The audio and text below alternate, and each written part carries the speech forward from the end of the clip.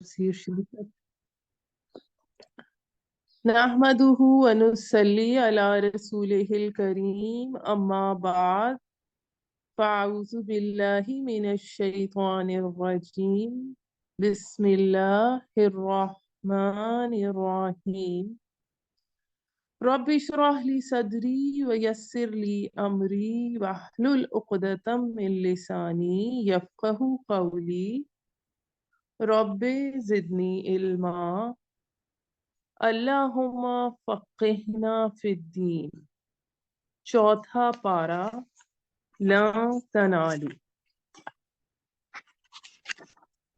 कुरान हकीम का चौथा पारा लम तनालू, इसमें सूरह आले इमरान की आखिरी 109 आयत और सूरह निसा की इब्तिदाई 23 आयत हैं। और कुरान मजीद का ये हिस्सा ऐसे दौर में नाजिल हुआ है जब अरब के काफिरों और यहूद व नसारा से इल्मी और अमली मुकाबला उरूज पर था। इस पारे में उस मुकाबले की पूरी तस्वीर नजर आती है। इब्तदाई 3 रुकू जो हैं वो यहूदियों के एतराज़ात और मुसलमानों के लिए इज्तमाइयत से मुतालिक हिदायत, और इसके बाद वाली आयात ग़ज़वा उहद और उसके नताइज के जिक्र पर मुश्तमिल है। अब हम ये पारा शुरू करते हैं। हरगिज नहीं पहुंच सकते तुम नेकी को जब तक कि ना खर्च करो उसमें से जो तुम महबूब रखते हो, और जो खर्च करो तुम कोई चीज तो बेशक अल्लाह उससे बाखबर है। यानी नेकी के मज़ाहिर में सबसे बड़ी और सबसे मुकद्दम शय इंसानी हमदर्दी है, और इंसानी हमदर्दी में अपना वो माल खर्च करना मतलूब है जो खुद अपने आप को महबूब। बहुत दफा हम ये सवाल करते हैं कि हम सदका किए जा रहे हैं, ये मसला हल नहीं हो रहा है, अल्लाह का हुक्म नहीं हो रहा बस कोई भी मसला हल होने का। तो उसमें ये चीज याद रखनी चाहिए कि नेकी को नहीं पहुंच सकते जब तक कि अपनी महबूब चीज, वो चीज जो तुम्हें सबसे पसंद हो, उससे अल्लाह की राह में खर्च ना कर। हर किस्म का खाना था हलाल बनी इसराइल के लिए, मगर वो जो हराम कर लिया था इसराइल यानी या हजरत याकूब अलैहिस्सलाम ने खुद अपने ऊपर, कबल इसके के नाजिल की गई तौरात, कहो कि लाओ तौरात और इसे पढ़ो अगर तुम सच्चे हो। अब यहूदियों की शरीयत में ऊंट का गोश्त हराम था, क्योंकि हजरत याकूब अलैहिस्सलाम को किसी बीमारी या जाती नापसंदीदगी की वजह से वो नहीं खाते थे, तो उन्होंने उसको भी अपने ऊपर हराम कर लिया था। फिर जो कोई खुद घड़ कर मंसूब करेगा अल्लाह की तरफ झूठी बात बाद इसके, तो ऐसे ही लोग जालिम हैं। यानी अल्लाह ताला ने तो उसको हलाल करार दिया था, हजरत याकूब अलैहिस्सलाम ने तबई उनकी कराहत या किसी मर्ज के बाइस उसे छोड़ दिया था। तो इस चीज से मना किया गया है कि खुद किसी चीज को अपने ऊपर हराम करार कर लिया जाए, जैसा कि सूरह तहरीम में आता है, जब आप सल्लल्लाहु अलैहि वसल्लम ने अपनी अजवाज की रजाजोई के लिए शहद ना खाने की कसम खा ली थी, उनकी दिलजोई के लिए खास किस्म का शहद ना खाने की कसम खा ली थी। तो इस पर आयत नाजिल हुई थी। सूरह तहरीम का स्टार्ट है, या अय्युहन नबिय्यु लिमा तुहर्रिमु मा अहल्लल्लाहु लक तबतगी मर्ज़ात अज़वाजिक। ए नबी सल्लल्लाहु अलैहि वसल्लम, आप क्यों हराम ठहरा रहे हैं अपने ऊपर वो शय जो अल्लाह ने आपके लिए हलाल की है? आप चाहते हैं अपनी बीवियों की रजा जोई। تو حضرت یعقوب علیہ السلام کی اولاد نے بعد میں ان چیزوں کو حرام سمجھا جو حضرت یعقوب نے جو نہیں استعمال کی، چنانچہ یہ چیز ان کے ہاں رواج کے طور پہ حرام چلی آتی ہے۔ تو اللہ تعالیٰ آتی تھی تو اللہ تعالیٰ یہ فرما رہے ہیں کہ ان چیزوں کی حرمت تورات میں نازل نہیں ہوئی، جو کھانے پینے کی چیزیں اسلام نے حلال کی ہیں وہی بنی اسرائیل کے لیے بھی حلال تھی، کیونکہ حضرت یعقوب علیہ السلام اور تورات کے نزول میں تو 400-500 سال کا فرق ہے۔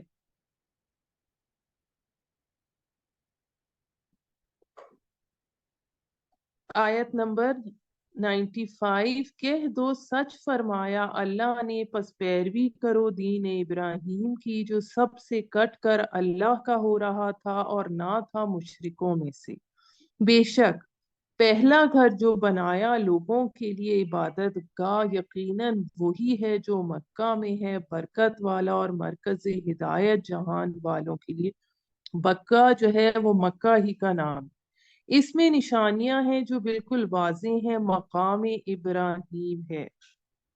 یعنی مقام ابراہیم ایک پتھر ہے جس پر کھڑے ہو کر کعبے کی دیواریں چنتے تھے، اور اس پر حضرت ابراہیم علیہ السلام کے قدموں کے نشان ہیں، اور جو داخل ہوا اس میں اسے امن مل گیا، اللہ کا حق ہے۔ اب یہ بہت اہم آیت آ رہی ہے، آیت نمبر 97، اللہ کا حق ہے لوگوں پر کہ حج کریں اس گھر کا جو استطاعت رکھتے ہوں اس تک پہنچنے کی، اور جو انکار کرے، اب یہاں پہ وما کفرا کا لفظ آئے، تو بے شک اللہ بے نیاز ہے سب جہان والوں سے، یعنی جو استطاعت کے باوجود حج نہیں کرتا وہ کفر کرتا ہے۔ ہمارے معاشرے میں کیا ہوتا ہے، پہلے گھر بنا لیں پھر سب بچوں کی شادیاں ہو جائیں، اگر اس کے بعد ہمت ہوئی پیسے ہوئے تو حج ہو جائے گا۔ تو یہ حج جو ہے، یہ جب استطاعت ہے تو حج سب سے پہلے۔ کہہ دو اے اہل کتاب، کیوں انکار کرتے ہو تم ماننے سے آیات الہی کو، جبکہ اللہ دیکھ رہا ہے کرتوتوں کو جو تم کر رہے ہو۔ کہہ دو اے اہل کتاب، آخر کیوں روکتے ہو تم راستے سے اللہ کے اس کو جو ایمان لاتا ہے، چاہتے ہو تم کہ وہ چلے ٹیڑھی راہ، حالانکہ تم خود گواہ ہو، اور نہیں اللہ غافل ان حرکتوں سے جو تم کرتے ہو۔ اے لوگو جو ایمان لائے ہو، اگر تم مانو گے کہا کچھ لوگوں کا ان میں سے جنہیں دی گئی ہے کتاب، تو لوٹا دیں گے تم کو بعد ایمان لانے کے کافر۔ اور کیوں کر کفر کرتے ہو تم، جبکہ تم ہو کہ پڑھ کر سنائی جاتی ہیں تمہیں اللہ کی آیات، اور تمہارے درمیان ہے اللہ کا رسول، اور جس نے تھام لیا مضبوطی سے اللہ کی رسی کو، یعنی اللہ کی پناہ میں آ گیا وہ، تو ہدایت پا گیا وہ سیدھے راستے کی۔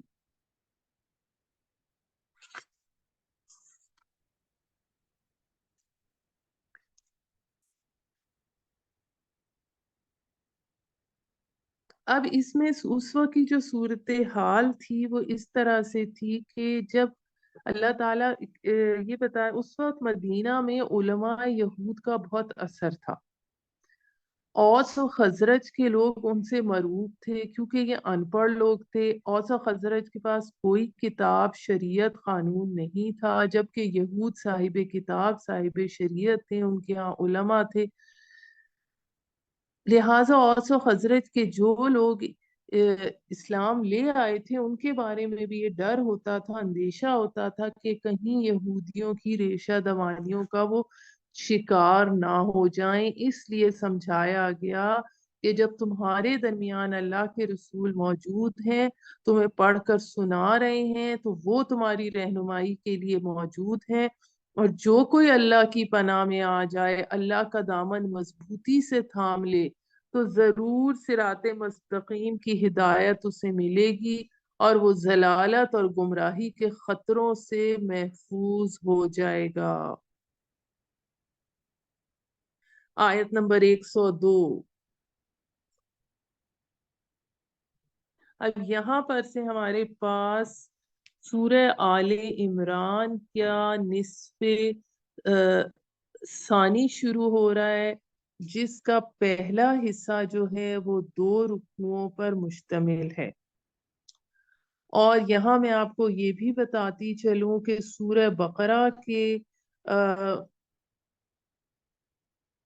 सूरह बकरा के निस्फ़े अव्वल में एक मरतबा या अय्युहल्लज़ीना आमनू से खिताब था। इस तरह सूरह आल इमरान के भी निस्फ़े अव्वल में एक आयत या अय्युहल्लज़ीना आमनू के साथ गुजर चुकी है।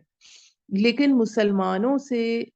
असल खिताब जो है वो 11वें रुकू से शुरू हो रहा है, और उम्मत को यहाँ पर एक सह निकाती लाहे अमल दिया जा रहा है।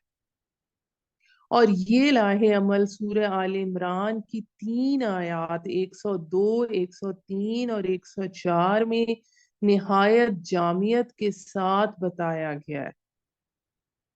तो अल्लाह ताला आयत नंबर 102 में फरमा रहे हैं,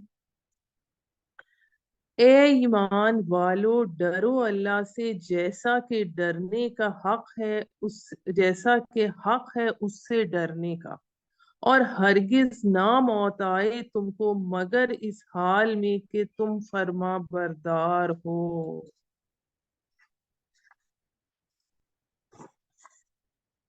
यानी कि अब ये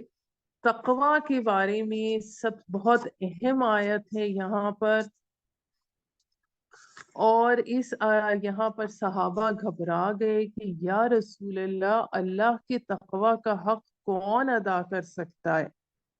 तो फिर सूरत तगाबुन की आयत नाजिल हुई, आयत नंबर 16, फत्तकुल्लाह मस्ततअतुम, अपनी इम्कानी हद तक अल्लाह का तकवा इख्तियार करो, तब उनकी जान में जान आई। और फिर ये भी फरमाया गया है कि तकवा के हुक्म के साथ कि मत मरना मगर हालत फर्मा बरदारी में, यानी ये तो पता नहीं किसी लम्हे मौत आ सकती है, तो हर वक्त फर्मा बरदारी होनी चाहिए।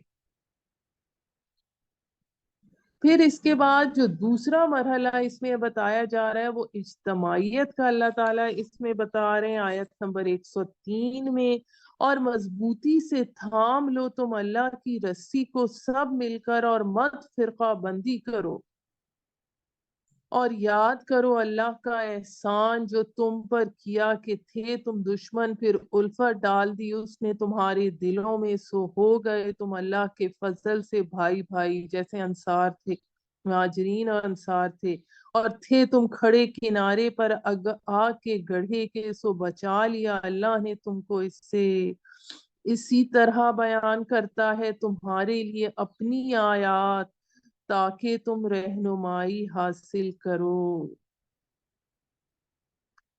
अब यहाँ पर देखें कितने हम कितना इस चीज के खिलाफ चलते हैं कि वला तफर्रकू, फिरका बंदी मत करो।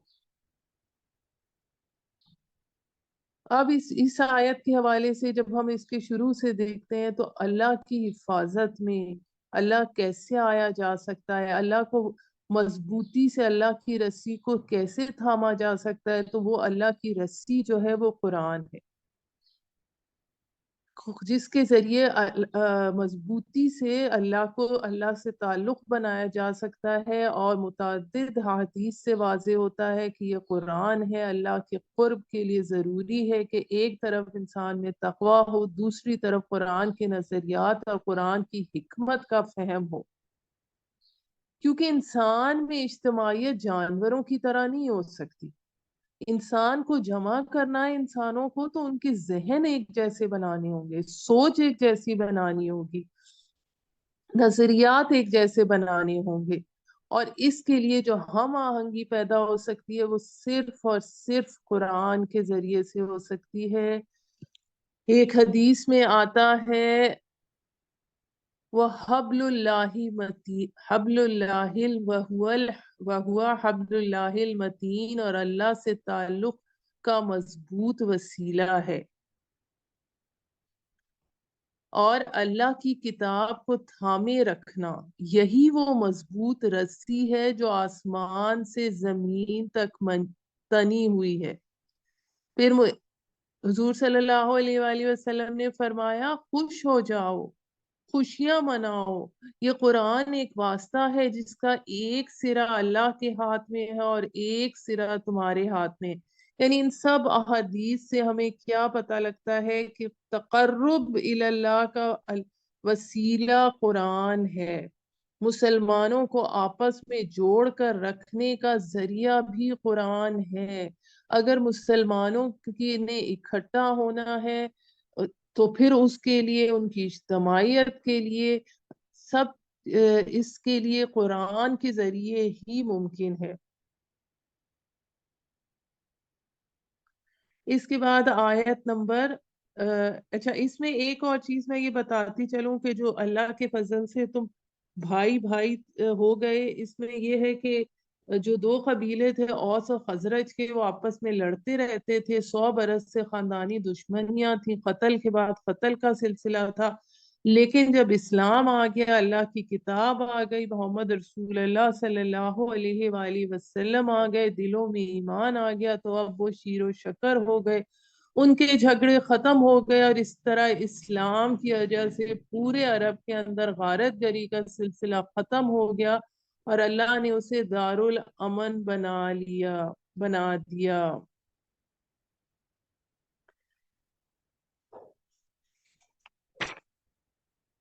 پھر آیت نمبر 104 میں آتا ہے، اور چاہیے کہ ہو تم میں ایک جماعت جو دعوت دے نیکی کی اور حکم دے اچھے کاموں کا اور منع کریں برے کاموں سے، اور یہی ہے در حقیقت فلاح پانے والے۔ اب وہ جو ایک جماعت کے کرنے کے کام بتائے ہیں، ان میں اولین جو ہے وہ دعوت الخیر ہے، اور سب سے بڑا خیر کون سا ہے؟ سب سے بڑا خیر جو ہے وہ قرآن ہے۔ پھر دوسری چیز امر بالمعروف، نیکی کا حکم دیں، تیسری چیز نہی عن المنکر ہے۔ اس حوالے سے جو صحیح مسلم کی حدیث ہے، آپ نے بارہا سنی ہوگی، تم میں سے کوئی کسی منکر کو دیکھے، اس کا فرض ہے کہ اسے زور بازو سے روک دے، پس اگر اس کی طاقت نہیں ہے تو زبان سے روک دے، پھر اگر اس کی بھی ہمت نہیں ہے تو دل میں برائی سے نفرت ضرور رکھے، یہ ایمان کا کمزور ترین درجہ ہے۔ لیکن اگر دل میں نفرت بھی ہے صرف، تو اگلا قدم ضرور اٹھاؤ، زبان سے کہنا شروع کرو کہ اللہ تعالیٰ نے اس چیز کو حرام ٹھہرایا، یہ کام مت کرو۔ تو ان 3 آیات کے اندر اسلامی انقلاب کا پورا لائحہ عمل موجود ہے۔ پھر آیت نمبر 105 میں آتا ہے، اور نہ ہو جانا تم ان لوگوں کی طرح جو فرقوں میں بٹ گئے اور اختلاف کیا، اس کے بعد کہ آ چکے تھے ان کے پاس واضح احکام، یہی لوگ ہیں جن کے لیے ہے عذاب عظیم۔ وہ دن کے روشن ہوں گے کچھ چہرے اور سیاہ ہوں گے کچھ چہرے، سو وہ لوگ کے سیاہ ہوں گے ان کے چہرے، فرشتے کہیں گے اچھا تم تھے کہ کافر ہوئے بعد ایمان لانے کے، یعنی ضد میں، سو چکھو عذاب بدلے میں اس کفر کے جو تم کرتے رہے وہ لوگ کے روشن ہوں گے چہرے ان کے، سو ہوں گے وہ رحمت الہی میں، اور اس میں وہ ہمیشہ رہیں گے۔ یہ اللہ کی نشانیاں ہیں جو پڑھ کر سنا رہے ہیں ہم تمہیں ٹھیک ٹھیک، اور نہیں اللہ چاہتا کہ ظلم کرے اہل جہان پر۔ اور اللہ ہی کے لیے ہے جو کچھ آسمانوں میں ہے اور جو کچھ زمین میں ہے، اور اللہ ہی کی طرف لوٹائے جاتے ہیں معاملات۔ تم ہو بہترین امت، یعنی پوری امت مسلمہ جسے پیدا کیا گیا ہے انسانوں کے لیے، حکم دیتے ہو تم اچھے کاموں کا اور منع کرتے ہو برے کاموں سے، اور ایمان رکھتے ہو اللہ پر۔ اگر کہیں ایمان لے آتے اہل کتاب بھی تو ہوتا بہتر ان کے لیے، ان میں سے تھوڑے مومن ہیں اور زیادہ ان میں سے بدکار ہیں۔ अब इसमें हमें क्या पता लगता है कि और जो कौमें होती हैं वो अपने लिए होती हैं, जबकि जो उम्मत मुस्लिमा है वो पूरी दुनिया के लिए, पूरी दुनिया में खैर फैलाने के लिए है, इस्लाम फैलाने के लिए है। हरगिज ना बिगाड़ेंगे तुम्हारा कुछ सिवाय ईजा के, और अगर जंग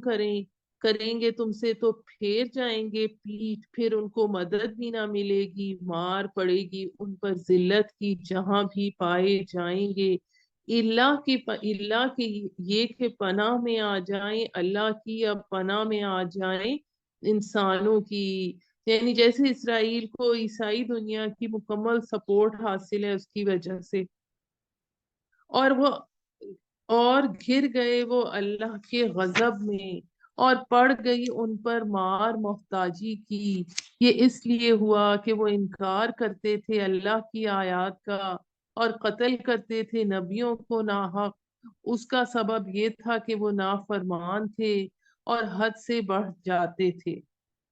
नहीं है सब मगर सब एक जैसे, यानी अहले किताब में भी अच्छे भी हैं बुरे भी हैं। अहले किताब में कुछ लोग हैं जो कायम हैं दीन पर, पढ़ते हैं अल्लाह की आयत रातों को, और वो सरबस सजूद रहते हैं, जैसे हमने अब्दुल्ला बिन सलाम का पढ़ा, ईसाई राहिब बहीरा का पढ़ा, जिसने बचपन में हुजूर सल्लल्लाहु अलैहि वसल्लम को पहचाना था। ईमान रखते हैं वो अल्लाह पर और रोज़े आखिरत पर, और हुक्म देते हैं नेक कामों का और मना करते हैं बुराई से, और सरगर्म रहते हैं भलाई के कामों में, और यही है नेक लोगों में से। और जो भी करेंगे कोई नेकी तो हरगिज ना की जाएगी ना कदरी उसकी, और अल्लाह जानता है उन लोगों को जो इससे डरते हैं। बेशक वो जिन्होंने कुफर किया हरगिज ना बचा सकेंगे उनको उनके माल और ना उनकी औलाद अल्लाह की गिरफ्त से जरा भी, और यही दोजखी हैं वो इसमें हमेशा रहेंगे। मिसाल उसकी जो खर्च करते हैं इस दुनियावी जिंदगी में, उस हवा की सी है जिसमें हो पाला, यानी ठंड, जो चले खेती पर ऐसे लोगों की जिन्होंने जुल्म किया अपनी जानों पर, और बर्बाद कर दे वो इस खेती को। और नहीं जुल्म किया इन पर अल्लाह ने मगर वो तो खुद अपने ऊपर जुल्म करते थे। अब कुरैश मक्का भी तो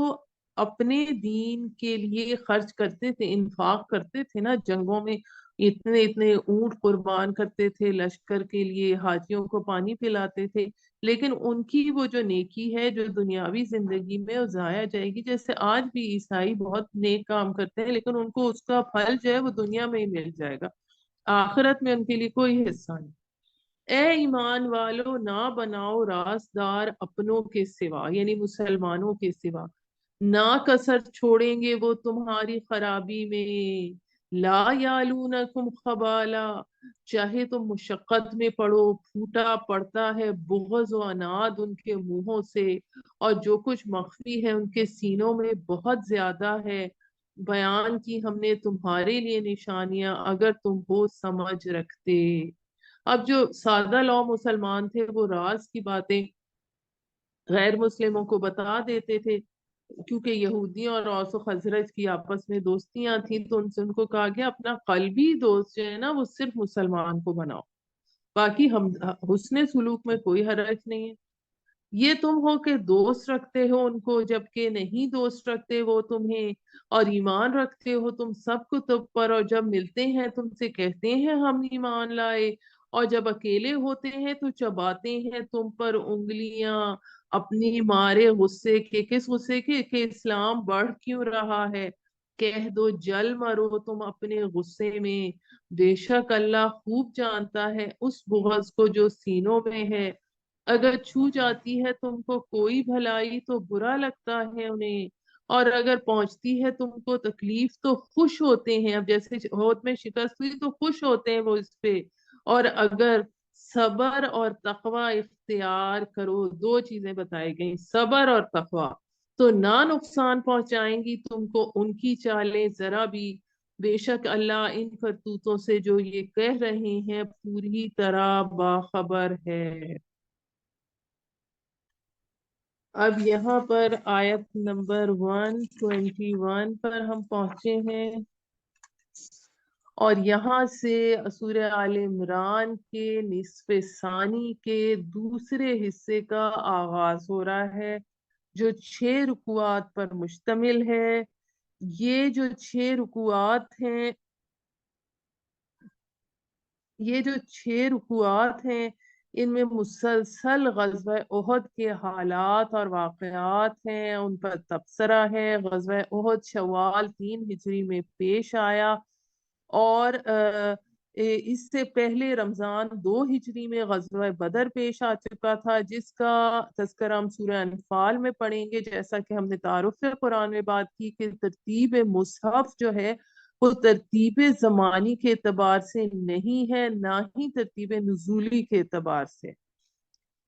اب غزوہ بدر میں اللہ تعالیٰ نے جب مسلمانوں کو بہت زبردست فتح عطا کی، تو کفار مکہ اس وقت ان کو بڑی زک پہنچی تھی، ان کے 70 لوگ مارے گئے تھے، قریش کے بڑے بڑے سردار مارے گئے تھے، تو انتقام کے جذبات ان کے اندر لاوے کی طرح کھول رہے تھے۔ انہوں نے 1 سال کے اندر پوری تیاری کی، ساز و سامان جمع کیا۔ ابو جہل جو تھا وہ غزوہ بدر میں مارا جا چکا تھا، اب قریش کے سب سے بڑے سردار ابو سفیان تھے، اور ابو سفیان کی بیوی ہندہ بنت عتبہ بھی لشکر کے ہمراہ تھی، اور کیونکہ غزوہ بدر میں ہندہ کا باپ، بھائی اور چچا مسلمانوں کے ہاتھوں واصل جہنم ہو چکے تھے، لہٰذا اس کے اندر بھی انتقام کی آگ بھڑک رہی تھی۔ اب اس موقع پر، احد کے موقع پر 3000 کا لشکر مدینے پر چڑھائی کے لیے آ رہا تھا۔ رسول صلی اللہ علیہ وآلہ وسلم کا رجحان یہ تھا کہ اگر ہم مدینے میں محصور ہو کر مقابلہ کریں گے تو بہتر ہوگا۔ اتفاق سے عبداللہ بن ابی جو رئیس المنافقین تھا، اس کی بھی یہی رائے تھی، لیکن وہ لوگ جو بدر کے بعد ایمان لائے تھے ان میں جوش و خروش بہت زیادہ تھا ان کا۔ وہ یہ چاہ رہے تھے کہ ہم میدان میں نکل کر دشمن کا ڈٹ کر مقابلہ کریں۔ رسول اللہ صلی اللہ علیہ وآلہ وسلم نے ان کے جذبات کا لحاظ کرتے ہوئے فیصلہ فرما دیا کہ دشمن کا کھلے میدان میں مقابلہ ہوگا، اور آپ نے 1000 کی نفری لے کر مدینہ سے جبل احد کی طرف کوچ فرمایا، لیکن راستے میں عبداللہ بن ابی اپنے 300 آدمیوں کے ساتھ یہ کہہ کر واپس چلا گیا کہ جب ہمارے مشورے پر عمل ہی نہیں ہوتا، ہماری بات ہی نہیں مانی جاتی، تو ہم خواہ اپنی جان جوکھوں میں ڈالیں۔ جب 700 لوگ پیچھے باقی رہ گئے تو باقی بھی جو اس میں کمزور ایمان والے تھے وہ بھی ڈگمگا رہے تھے، چنانچہ دامن احد میں پہنچ کر مدینہ کے 2 خاندانوں بنو حارثہ اور بنو سلمہ کے قدم بھی تھوڑی دیر کو ڈگمگائے، اور انہوں نے واپس لوٹنا چاہا، لیکن پھر اللہ تعالیٰ نے ان کو حوصلہ دیا اور ان کے قدم جما دی۔ جنگ شروع ہوئی، اللہ کی طرف سے مدد آئی، اللہ نے لشکر اسلامی کو فتح دی اور مشرکین کے قدم اکھڑ گئے۔ نبی صلی اللہ علیہ وآلہ وسلم نے احد پہاڑ کو اپنی پشت پر رکھا تھا اور اس کے دامن میں صف بندی کی تھی، سامنے دشمن کا لشکر تھا، لیکن پہاڑ میں ایک درہ تھا۔ حضور صلی اللہ علیہ وآلہ وسلم کو اندیشہ تھا کہ اگر اس درے سے دشمن ہم نے حملہ کر دیا تو ہم دونوں طرف سے گویا چکی کے 2 پارٹوں کے درمیان پس جائیں گے، لہٰذا آپ نے اس درے پر حضرت عبداللہ بن جبیر کو امیر بنا کر 50 تیر انداز تعین فرمایا، اور انہیں تاکید فرمائی کہ یہاں سے مت ہلنا، چاہی تم دیکھو کہ ہم سب مارے گئے ہیں اور ہمارا گوشت کوے اور چیلیں نوچ رہے ہیں، تب بھی یہ جگہ مت چھوڑنا۔ لیکن جب مسلمانوں کو فتح ہو گئی تو درے پر مامور حضرات میں اختلاف ہو گیا۔ اکثر نے کہا کہ حضور صلی اللہ علیہ وآلہ وسلم نے جو ہمیں حکم دیا تھا، تاکید فرمائی تھی، وہ تو شکست کی صورت میں تھی، اب تو فتح ہو گئی ہے، ہمیں پتہ چل گیا ہے کہ مال غنیمت جمع کرنے میں اب ہمیں سب لوگوں کا ساتھ دینا چاہیے۔ حضرت عبداللہ بن جبیر جو وہاں کے کمانڈر تھے انہیں منع کرتے رہے کہ یہاں سے مت ہٹو، لیکن ان میں سے 35 افراد درہ چھوڑ کر چلے گئے اور صرف 15 باقی رہ گئے۔ اب اس صورتحال میں حضرت خالد بن ولید جو تھے، ان کی جو اس وقت مسلمان نہیں ہوئے تھے، وہ مشرکین کی گھوڑ سوار فوج کے کمانڈر تھے. ان کی عقابی نکاح نے دیکھ لیا کہ مسلمان لشکر کے عقب میں درہ خالی ہے، تو میدان ان کی فوج جو پیدل فوج ہے وہ شکست کھا چکی ہے، میدان میں بھگدڑ مچ چکی ہے. ایسے میں وہ 200 گھوڑ سواروں کے دستے کے ساتھ احد پہاڑ کا چکر کاٹ کر اس درے کے راستے مسلمانوں کی پشت سے حملہ آور ہوئے. اب درے میں مسلمانوں کے صرف 15 تیر انداز تھے اور سامنے 200 گھڑ سواروں کی یلغار کو روکنا ان کے لیے ممکن نہ تھا. وہ مزاحمت کرتے ہوئے سب کے سب شہید ہو گئے. اچانک حملے سے یکلخت جنگ کا پانسا پلٹ گیا، مسلمانوں کی فتح شکست میں بدل گئی. چنانچہ اس مرحلے میں 70 صحابہ شہید ہوئے. رسول صلی اللہ علیہ وآلہ وسلم خود بھی زخمی ہوئے. آپ کے رخسار پر زخم آیا، 2 دندان مبارک شہید ہو گئے. خون اتنا بہا کہ آپ پر بے ہوشی طاری ہو گئی، اور اس اسنا میں یہ مشہور ہو گیا کہ حضور صلی اللہ علیہ وآلہ وسلم کا انتقال ہو گیا. اس سے مسلمانوں کے حوصلے پست ہو گئے. لیکن بعد میں جب آپ نے لوگوں کو پکارا تو لوگ جمع ہو گئے. آپ نے فیصلہ کیا اس وقت پہاڑ پر چڑھ کر بچاؤ کیا جائے. چنانچہ آپ سب مسلمانوں کو لے کر کوہ احد پر چڑھ گئے. اس وقت ابو سفیان اور خالد بن ولید کے بیچ میں اختلاف ہو گیا. خالد بن ولید کا کہنا تھا ہمیں ان کے پیچھے پہاڑ پر چڑھنا چاہیے اور انہیں ختم کر دینا چاہیے. لیکن ابو سفیان بڑے حقیقت پسند انسان تھے. انہوں نے کہا نہیں، مسلمان اونچائی پر ہیں، وہ اوپر سے پتھر پھینکیں گے، تیر برسائیں گے تو ہمارا شدید جانی نقصان ہوگا. ہم نے بدر کا بدلہ لے لیا ہے، یہی بہت ہے، اس لیے ہمیں واپسی کی راہ لینی چاہیے. اب یہ سارا بتانے کے بعد ہم یہ آیتیں پڑھتے جاتے ہیں اور ساتھ ساتھ اس کا ان شارٹ ڈسکس کرتے جاتے ہیں. آیت نمبر 121 سے. اور یاد کر جب تو صبح کو نکلا تھا اپنے گھر سے معمور کرنے کے لیے مومنوں کو جنگی مورچوں پر، یعنی سب بندی آپ کر رہے تھے، اور اللہ سب کچھ سن رہا تھا، ہر بات سے باخبر تھا. جب قصد کیا 2 گروہوں نے تم میں سے بزدلی کا، بنو حارثہ اور بنو سلمہ نے، حالانکہ اللہ ان کا مددگار تھا، سو محض اللہ ہی پر چاہیے کہ بھروسہ کریں مومن.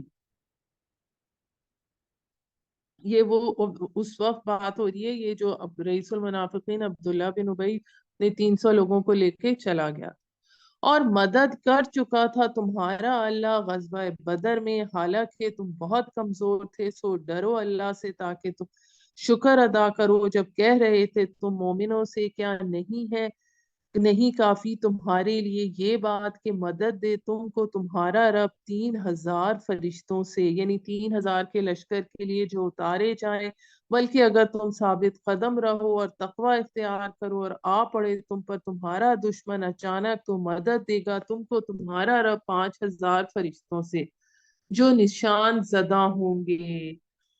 اور نہیں بنایا ان کو اللہ نے مگر خوشخبری تمہارے لیے تاکہ مطمئن ہو جائیں تمہارے دل اس سے، اور نہیں فتح مگر من جانب اللہ جو سب پر غالب بڑی حکمت والا ہے. یعنی وہ تو کن فیکون کی شان رکھتا ہے. تاکہ کاٹ دے اللہ ایک حصہ ان کا جنہوں نے کفر کیا، یا ذلیل کر دے انہیں، پس لوٹ جائیں وہ ناکام ہو کر. نہیں ہے تجھے اس میں کچھ اختیار، چاہے توبہ قبول کر لے ان کی، یا چاہے عذاب دے اللہ، کیونکہ بلا شبہ وہ ظالم ہے. اور اللہ ہی کا ہے جو کچھ آسمانوں میں ہے اور جو کچھ زمین میں ہے، بخش دے جسے چاہے اور عذاب دے جسے چاہے، اور اللہ تو بڑا معاف کرنے والا نہایت رحم کرنے والا ہے. اب یہاں پر بیچ میں اب سود کے بارے میں آیت آ رہی ہے. سود کے بارے میں ہم سورہ بقرہ میں پڑھ چکے ہیں، اس کے علاوہ سورہ روم میں اس کے بارے میں سود کے بارے میں آیت ہے، اور یہاں پر آ رہی ہے. عائشہ آپ ترجمے میں بہت تیز جا رہی ہیں، تھوڑی سی آہستہ ہو جائیں. ابھی نصف بھی نہیں ہوا اور ٹائم میرا پھر 12 بجے میں نے بریک بھی دینی ہے نا، تھوڑا مجھے سپیڈ کرنی پڑے گی.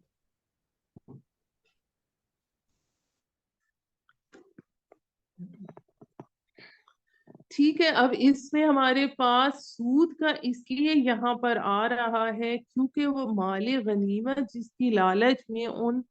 تیر اندازوں نے درہ چھوڑا تھا، اور سود بھی جو انسان لیتا ہے انسان وہ مال کی لالچ میں لیتا ہے، اس لیے یہاں پر یہ سود کے بارے میں آیت آ رہی ہے، آیت نمبر 130۔ اے لوگو جو ایمان لا چکے ہو، مت کھاؤ سود دگنا چگنا بڑھتا چڑھتا، اور ڈرو اللہ سے تاکہ تم فلاح پاؤ، اور بچو اس آگ سے جو تیار کی گئی ہے کافروں کے لیے، اور اطاعت کرو اللہ کی اور رسول کی تاکہ تم پر رحم کیا جائے، اور لب کو مغفرت کی طرف اپنے رب کی، اور جنت کی طرف جس کی وسعت آسمانوں اور زمین جیسی ہے،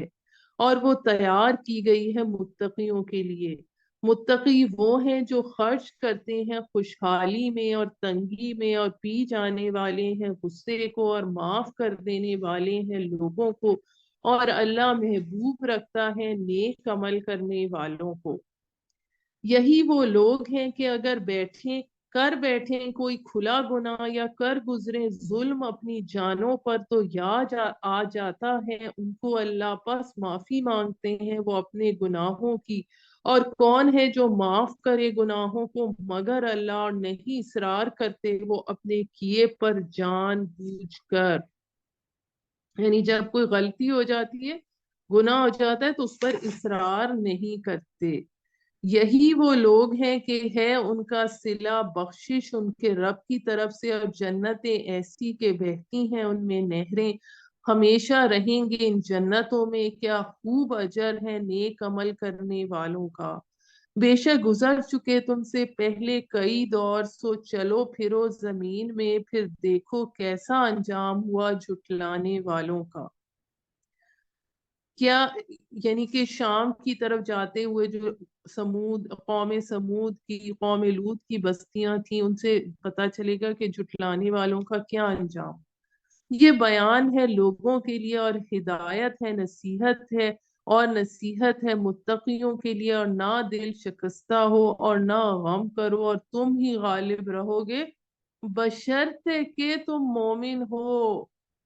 اب آج مسلمان دنیا میں کیوں ذلیل ہیں؟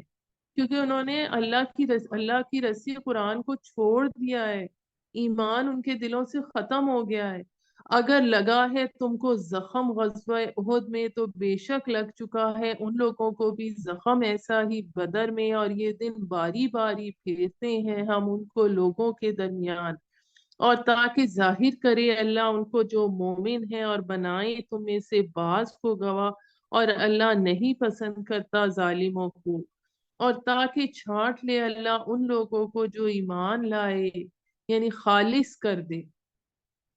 اور زور توڑ دے کافروں کا۔ اسی سے کس کا پتہ چلا؟ عبداللہ بن ابی کا پتہ چلا کہ اس کے ساتھی جو ہیں وہ، اور اس کے ساتھی منافق ہیں جو عین وقت پہ چھوڑ کر چلے گئے۔ کیا تم سمجھتے ہو کہ داخل ہو جاؤ گے تم جنت میں، حالانکہ ابھی تک نہیں پہنچا اللہ نے ان کو جنہوں نے جہاد کیا ہے تم میں سے، اور تاکہ وہ جان لے صابروں کو۔ اب یہ جو آیت ہے، یہ آیت نمبر 142 جو ہے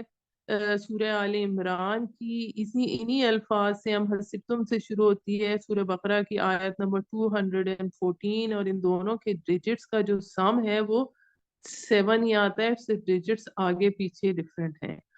بے شک تم تمنا کیا کرتے تھے موت کی اس سے پہلے کہ ملو تم اس سے، اب تم نے دیکھ لیا اس سے، اور تم کھلی آنکھوں دیکھ رہے تھے، اور نہیں ہے محمد مگر ایک رسول، یعنی معبود تو نہیں ہے، ایک رسول ہے۔ بے شک ہو گزرے ہیں اس سے پہلے بھی بہت رسول، تو پھر کیا اگر وہ مر جائیں گے یا قتل کر دیے جائیں گے تو تم پھر جاؤ گے الٹے پاؤں؟ اور جو پھرے گا الٹے پاؤں تو ہرگز نہیں نقصان پہنچائے گا اللہ کو کچھ بھی، اور جزا دے گا اللہ شکر گزاروں کو۔ یعنی کہ جب آپ صلی اللہ علیہ وآلہ وسلم کی شہید ہونے کی خبر پھیل گئی تو حضرت عمر نے کہا کہ اب لڑنے کی کیا ضرورت ہے، اور یہاں میں آپ کو یہ بھی بتاتی چلوں کہ جب نبی صلی اللہ علیہ وآلہ وسلم کے فوت ہونے پر بھی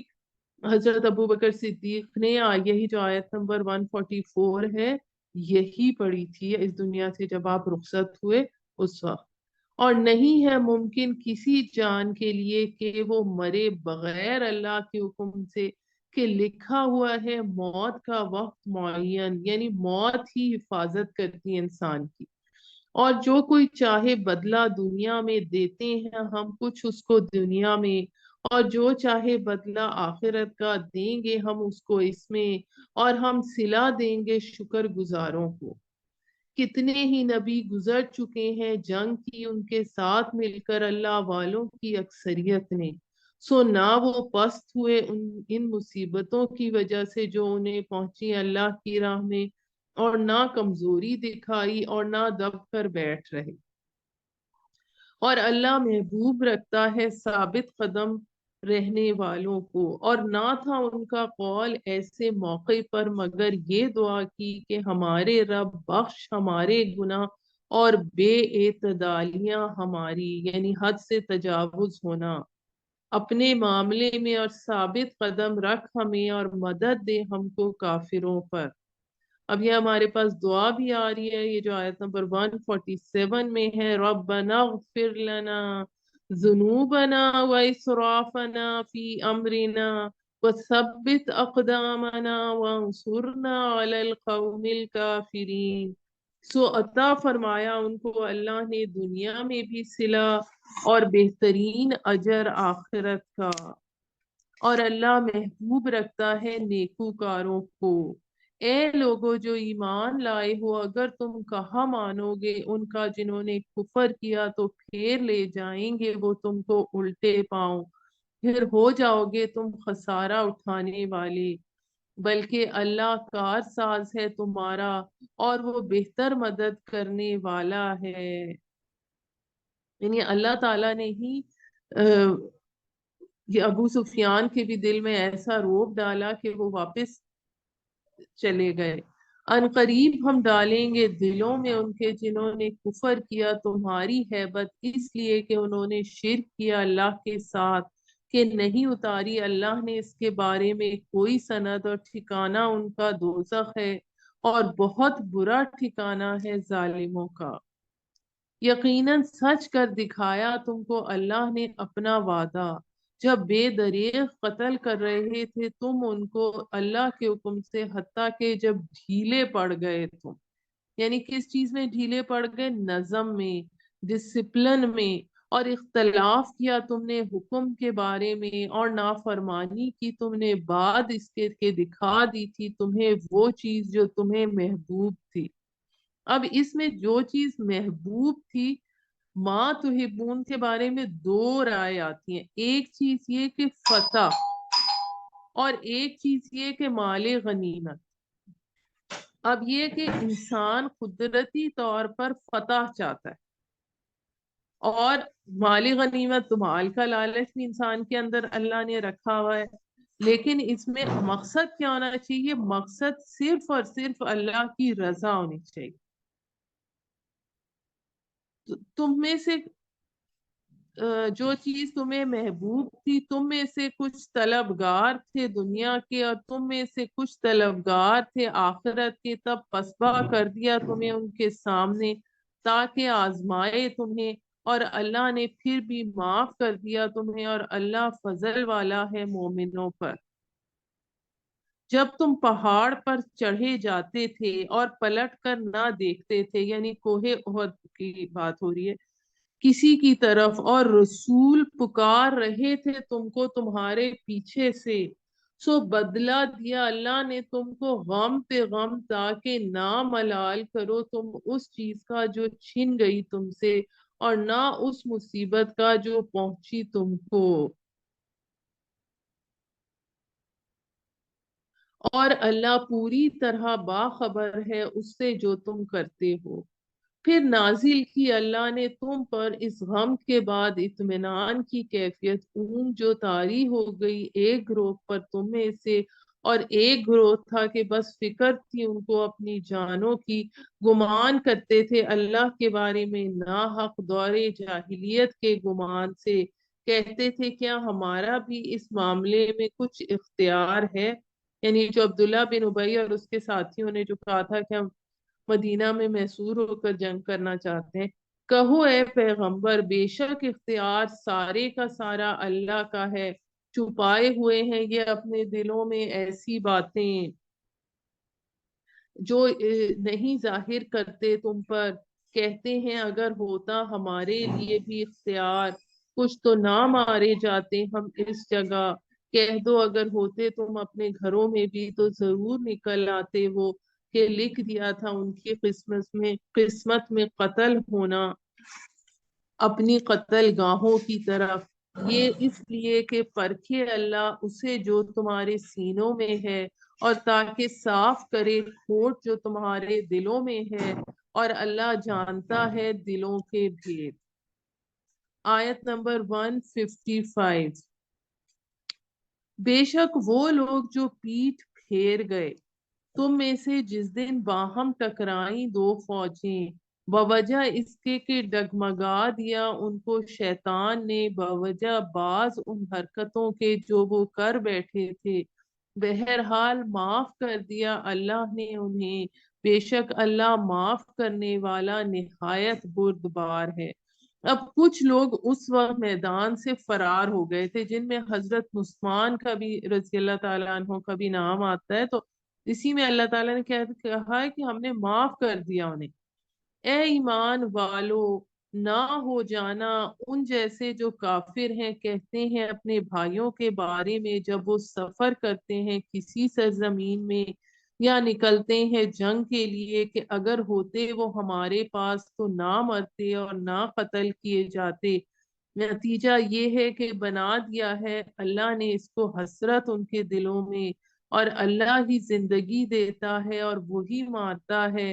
اور اللہ تمہارے عملوں پر نگران ہے، اور اگر تم قتل کیے جاؤ گے اللہ کی راہ میں یا مر جاؤ گے تو بخشش اللہ کی طرف سے ہوگی، اور اس کی رحمت بہتر ہے اس سے جو یہ مال جمع کرتے ہیں،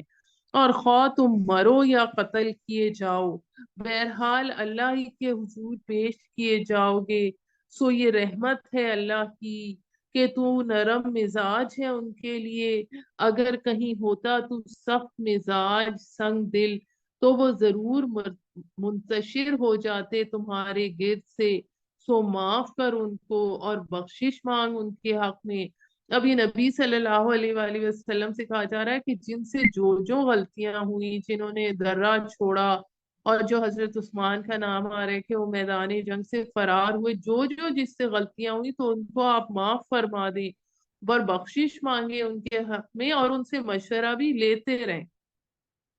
اور مشورہ لیتا رہے ان سے معاملات میں، پھر جب تو فیصلہ کر لے اقدام کا توکل کر اللہ پہ، بے شک اللہ دوست رکھتا ہے توکل کرنے والوں کو،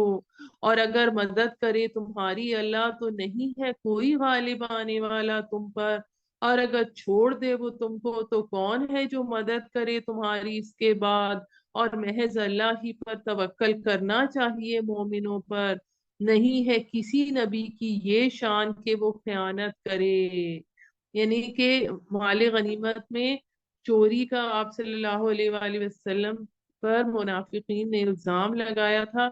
اور جو کوئی خیانت کرے گا حاضر ہوگا اپنی خیانت کے ساتھ روز قیامت، پھر پورا پورا ملے گا ہر جان کو اس کا بدلہ جو اس نے کمایا تھا، اور ان کے ساتھ ناانصافی نہ ہوگی۔ بھلا کیا وہ شخص جو جو زندگی گزار رہا ہو رضائے الہی کی طلب میں مانند اس کے ہے جو گھر گیا ہو غضب الہی میں اور ٹھکانہ اس کا جہنم ہو، جبکہ وہ بہت ہی برا ٹھکانہ ہے۔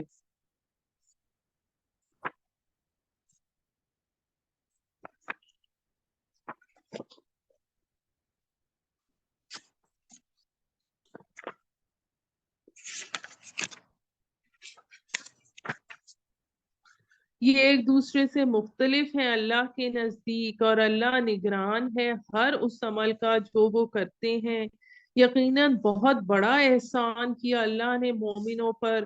کہ بھیجا ان میں ایک رسول، انہی میں سے جو پڑھتا ہے ان پر اللہ کی آیات اور تزکیہ کرتا ہے ان کا، اور تعلیم دیتا ہے ان کو کتاب اللہ کی اور دانائی کی، اگرچہ وہ تھے اس سے پہلے یقیناً گمراہی میں۔ کیا ایسا نہیں ہوا کہ جب پہنچی تم کو ایسی مصیبت کے پہنچا چکے ہو تم اس سے دگنی، تو تم نے کہا کہاں سے آ گئی یہ؟ کہہ دو یہ مصیبت تمہاری اپنی لائی ہوئی ہے، یعنی حکم کی خلاف ورزی کی وجہ سے جو آپ صلی اللہ علیہ وآلہ وسلم نے حکم دیا تھا۔ بے شک اللہ ہر بات پر پوری طرح قادر ہے۔ اور جو نقصان پہنچا تم کو اس دن جب ٹکرائیں دو فوجیں، سو اللہ کے حکم سے ہے، تاکہ جان لے مومنوں کو اور تاکہ جان لے ظاہر کر دے ان کو جو منافق ہیں، اور کہا گیا ان سے کہ آؤ جنگ کرو اللہ کی راہ میں یا دفاع کرو، انہیں عبداللہ بن ابی اور اس کے 300 ساتھیوں سے۔ انہوں نے کہا اگر ہم جانتے کہ لڑائی ہوگی تو ضرور چلتے ہم تمہارے ساتھ۔ یہ لوگ کفر سے اس دن زیادہ قریب تھے بنسبت ایمان کے، کہتے ہیں اپنی منہ سے ایسی باتیں جو نہیں ہیں ان کے دلوں میں، اور اللہ خوب جانتا ہے اس کو جو وہ چھپاتے ہیں۔ انہوں نے کہا اپنے بھائیوں کے بارے میں جب کہ بیٹھے رہے خود اگر وہ مانتے ہماری بات تو نہ مارے جاتے۔ کہہ دو اچھا ٹال کر دکھاؤ تم اپنی جانوں سے موت اگر تم سچے ہو، اور ہرگز نہ سمجھنا ان لوگوں کو جو قتل ہوئے اللہ کی راہ میں کہ وہ مردہ ہیں، بلکہ وہ تو زندہ ہیں، اپنے رب کے پاس رزق پا رہے ہیں۔ اب یہ مضمون جو ہے ہمارے پاس سورہ بقرہ میں بھی گزر چکا ہے، آیت نمبر 154 میں۔ آیت نمبر 170 شادہ ہیں اس پر جو عطا فرمایا ان کو اللہ نے اپنے فضل سے، اور مطمئن ہیں ان لوگوں کے بارے میں جو ابھی نہیں پہنچے ان کے پاس پچھلوں سے، اس بنا پر کہ نہ کوئی خوف ہے ان کے لیے اور نہ وہ غمگین ہوں گے، مطمئن ہے اللہ کے انعام پر اور اس فضل پر، اس بات کے کہ اللہ نہیں ضائع کرتا اجر مومنوں کا۔ اب یہاں پر ہم 12:01 ہو رہے ہیں، ہم 5 منٹ کی بریک لیتے ہیں اور 12:06 پر ہم آگے انشاءاللہ کنٹینیو کریں۔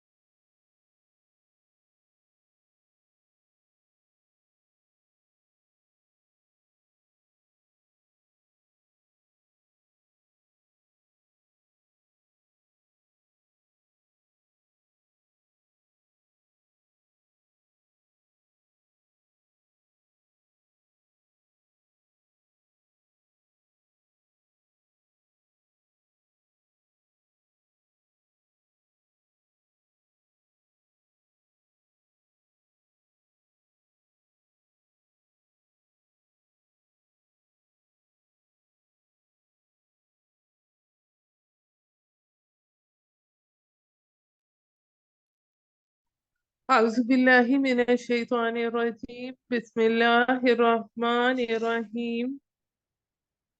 آیت نمبر 172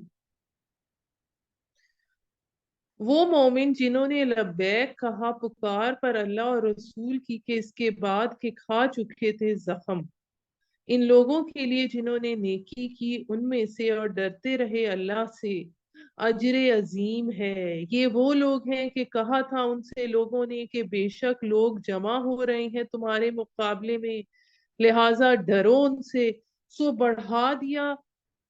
اس نے ان کا ایمان، انہوں نے کہا کافی ہے ہمارے لیے اللہ اور اچھا کارساز ہے۔ اب اس میں نبی صلی اللہ علیہ وآلہ وسلم کو یہ خیال آیا کہ کفار مسلمانوں کا تعاقب کر سکتے ہیں، تو تعاقب کریں گے کہ وہ جانیں کہ اس لیے کہ وہ جانیں گے کہ مسلمانوں کو ختم کر دے، تو پھر آپ صلی اللہ علیہ وآلہ وسلم مسلمانوں کو لے کر چل پڑے، اور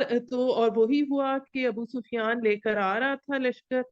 اور ان کو یہ پتا چل گیا کہ نہیں مسلمان ابھی کمزور نہیں ہے۔ آیت نمبر 174 لہٰذا وہ لوگ کے لوٹے لے کر انعام اللہ کا اور فضل اس کا، نہ پہنچا انہیں کوئی نقصان اور چلے راہ پر رضائے الہی کے، اور اللہ مالک ہے فضل عظیم کا۔ یہ دراصل شیطان تھا جو ڈرا رہا تھا تم کو اپنے ساتھیوں سے،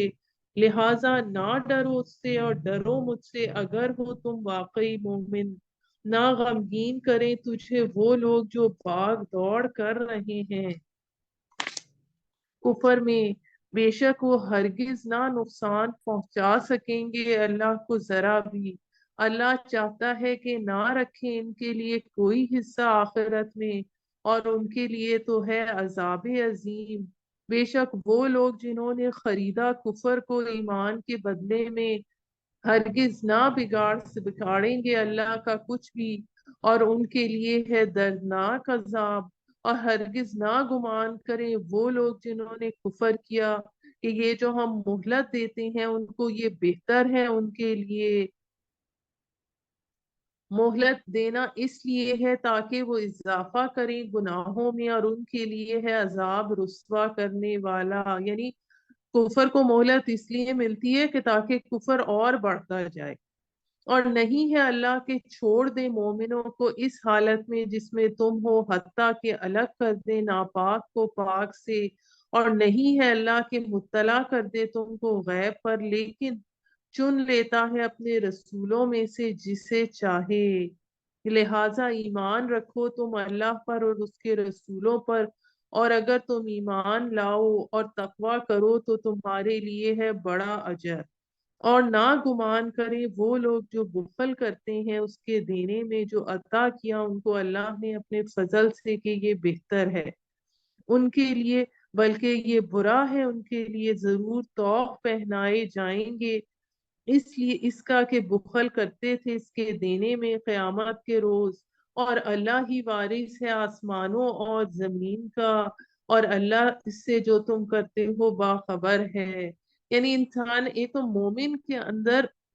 فضول خرچ مومن ہو سکتا ہے لیکن بخیل نہیں ہو سکتا۔ دوسری بات یہ کہ انسان جتنا بھی بخل کر کے جمع کر لے، آخر میں تو ہر چیز کا وارث اللہ تعالیٰ نہیں ہونا ہے نا۔ یہاں آیت نمبر 180 پہ ہمارا غزوہ احد کا ذکر ختم ہو گیا، اور اللہ تو بے شک سن لیا اللہ نے کہنا ان لوگوں کا جنہوں نے کہا کہ اللہ تو محتاج ہے اور ہم غنی ہیں، سو لکھ ہی لیتے ہیں ہم ان کا یہ کہنا اور قتل کرنا ان کا نبیوں کو ناحق، اور کہیں گے ہم کہ چکھو عذاب دہکتی آگ کا۔ اب یہ جو ہمارے پاس ہے یہ دو کنکلوڈنگ رکوع آ رہے ہیں جو ہم پڑھ رہے ہیں، یہ بدلہ ہے ان اعمال کا جو آگے بھیجا تمہارے ہاتھوں نے، اور یقیناً اللہ نہیں ہے ذرا بھی ظلم کرنے والا اپنے بندوں پہ۔ جن لوگوں نے کہا بے شک اللہ نے حکم دیا ہے ہم کو کہ نہ ایمان لائیں کسی رسول پر، حتیٰ کہ لائے ہمارے پاس ایسی قربانی کہ کھا جائے اس کو آگ۔ کہہ دو کہ آئے تھے تمہارے پاس رسول مجھ سے پہلے نشانیاں لے کر، اور وہ نشانی بھی جو تم نے کہی ہے، سو اس کے سوا باوجود کیوں قتل کیا تم نے ان کو اگر ہو تم سچے۔ اب اس میں یہ کہ اللہ نے پاس پیغمبروں کو یہ معجزہ بخشا تھا کہ یہ لوگ جو قربانی اور نظر نیاز اللہ کے لیے کرتے تھے تو اسے میدان میں رکھ دیتے تھے، آسمان سے آگ آتی اور اس کو جلا دی جاتی تھی، اور یہ سمجھا جاتا تھا کہ قربانی اللہ کی جانب میں قبول ہوئی۔ اور جیسے یہ حابیل اور قابیل کے واقعے میں بھی اس طرح سے آتا ہے، تو یہودیوں نے اسی معجزے کی آپ سے فرمائش کی، جس پر یہ آیت نازل ہوئی۔ پھر اگر وہ جھٹلاتے ہیں تجھ کو تو البتہ جھٹلائے گئے بہت سے رسول تم سے بھی پہلے جو لائے تھے کھلی نشانیاں اور صحیفے اور روشن کتاب۔ ہر جان کو چکھنی ہے موت، اور بات محض اتنی ہے کہ دیے جائیں گے تم کو پورے اجر تمہارے روز قیامت۔ پس جو بچا لیا گیا آگ سے اور داخل کر دیا گیا جنت میں تو بے شک وہ کامیاب ہو گیا، اور نہیں ہے دنیاوی زندگی مگر دھوکے کا سامان۔ البتہ تم آزمائے جاؤ گے ضرور اپنے مالوں اور جانوں میں، اور البتہ سنو گے تم ضرور ان لوگوں سے جنہیں دی گئی کتاب تم سے پہلے، اور ان لوگوں سے بھی جو مشرک ہیں، تکلیف دہ باتیں بہت سی۔ اور اگر تم نے صبر کیا اور تقوی کیا تو بے شک یہ بڑے حوصلے کا کام ہے۔ اور جب اللہ نے عہد ان لوگوں سے جنہیں دی گئی تھی کتاب کہ ضرور بیان کریں گے اسے لوگوں کے سامنے اور نہ چھپائیں گے اس کو، تو پھینک دیا انہوں نے اس عہد کو پس پشت اور بیچ ڈالا اس کو معاوضہ قلیل پر۔ سو برا ہے سودا جو یہ کرتے ہیں۔ ہرگز نہ خیال کرنا کہ وہ لوگ جو اتراتے ہیں اپنے کاموں پر اور چاہتے ہیں کہ تعریف کی جائے ان کی ان کاموں پر جو نہیں کیے انہوں نے، سو نہ خیال کر ان کو کہ وہ بچ گئے عذاب سے، بلکہ ان کے لیے دردناک عذاب ہے۔ اللہ ہی کے لیے ہے حکومت آسمانوں اور زمین کی، اور اللہ تو ہر چیز پر پوری قدرت رکھتا ہے۔ اب یہاں پر ہمارے پاس جو آیت نمبر 190 ہے،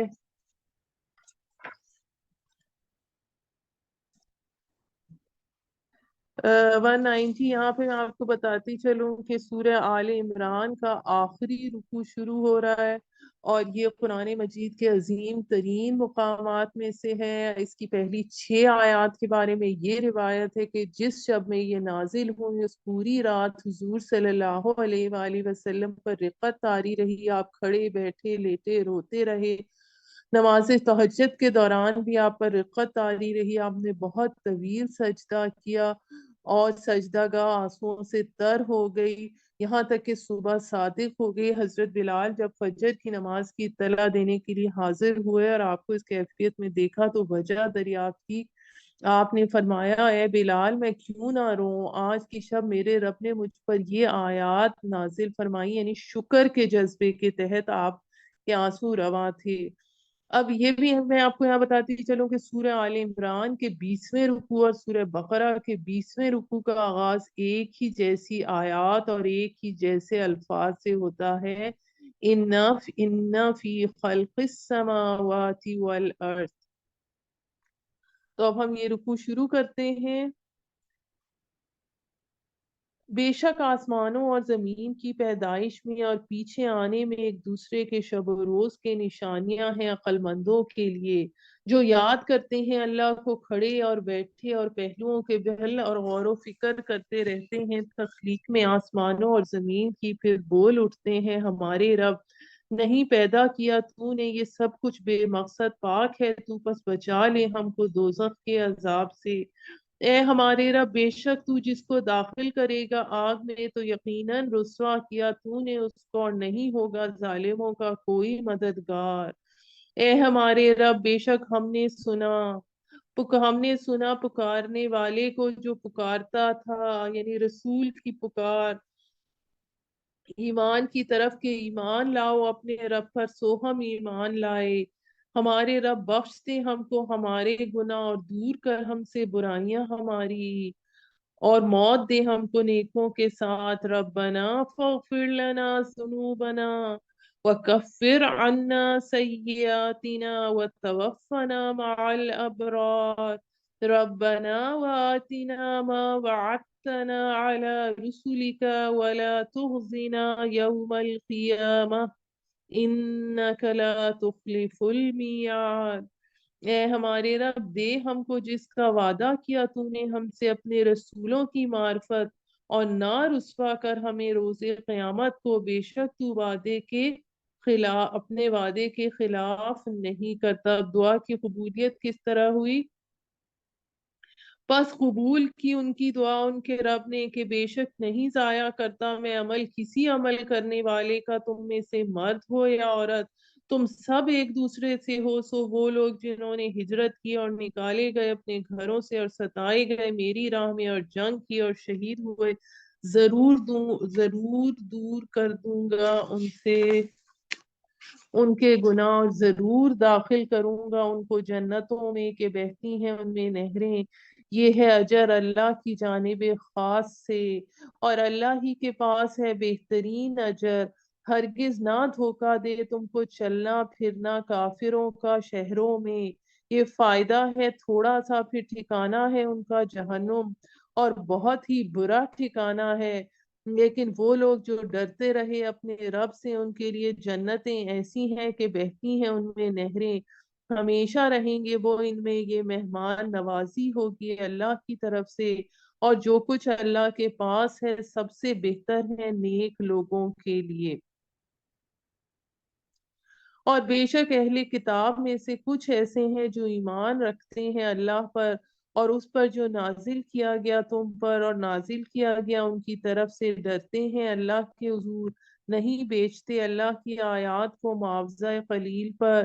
یہ وہ لوگ ہیں کہ ان کے لیے ان کا اجر ہے ان کے رب کے پاس، بے شک اللہ جلد حساب چکانے والا ہے۔ اے ایمان والو، ثابت قدم رہو اور پامردی دکھاؤ۔ صابرو جو ہے وہ اس سے مراد ہے، یہ مقابلے کے اس میں آتا ہے کہ دشمنوں سے بڑھ کر صبر کرو، اور جہاد کے لیے کمر بستہ رہو، اور ڈرو اللہ سے تاکہ تم کامیابی سے ہمکنار ہو۔ اب اس میں اگر یہ اللہ تعالیٰ فرما رہے ہیں کہ اگر دنیا اور آخرت میں کامیابی چاہتے ہو تو سختیاں اٹھا کر بھی اطاعت پر جمے رہو، اسلام اور حدود اسلام کی حفاظت میں جہاں دشمن کا خطرہ ہو وہاں آہنی دیوار کی طرح سینہ سپر ہو کر ڈٹ جاؤ۔ یہ کر لیا تو سمجھو تم مراد کو پہنچ گئے۔ یہاں پر اللہ کے فضل سے ہماری سورہ آل عمران مکمل ہو گئی، اور اب ہم سورہ نساء کی ابتدا کرتے ہیں۔ اب یہاں پر ہم نے یہ پڑھا تھا کہ یہ جو گروپ ہے یہ 5 صورتوں پر مشتمل ہے، جس میں سے 3 صورتیں ہم پڑھ چکے ہیں۔ اب یہ ہمارے پاس یہ جو 2 صورتیں آ رہی ہیں، یہ سورہ نساء اور سورہ مائدہ، ان کا آپس میں جوڑا ہے، اور ان دونوں کا آغاز بھی ایک ہی طرح سے ہوتا ہے۔ اور سورہ نساء میں مختلف رنگوں کے مضامین جو ہیں، ان کی مختلف رنگوں کی باہم لڑیاں جو ہیں وہ گتھی ہوئی ہیں، اور اس میں 3 طرح کی لڑیاں ہیں، جس میں ایک وہ لڑی ہے جس میں خطاب اہل ایمان سے ہے، ایک وہ ہے جس میں یہود و نصارہ سے ہے، اور ایک وہ ہے جس میں منافقین سے ہے۔ مومنین سے تقریباً میں آپ کو بتاتی چلو اس صورت میں 55 آیات میں روئے سخن مومنین کی طرف ہے، 37 آیات میں اہل کتاب کی طرف ہے، 84 آیات میں خطاب منافقین کے لیے۔